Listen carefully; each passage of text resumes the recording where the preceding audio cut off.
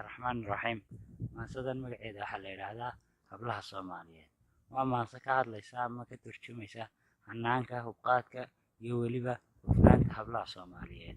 Waxayna ku bilaabmaysaa sida tan: hablaha Soomaaliyeed hubaal waxa ay yihiin hagaag kuwa loo baro habsami dhaqan iyo wanaag, habboon sida loo baro habkay kula hawlgalaan, hagaagga intay hodaan, intay hoodiyayaan, intay habsami kalgacal, intay habdhismeedka guri, intay kula hawlgalaan ayay ku hodaan xariir.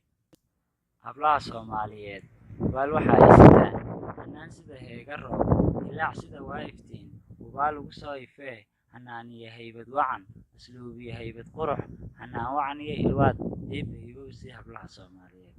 Magacyada hanaabilan hoodiyayaan iyo hodan iyo barwaaqa hubaashii ka dhasho hablaha Soomaaliyeed hoggooduba qurux badnaa.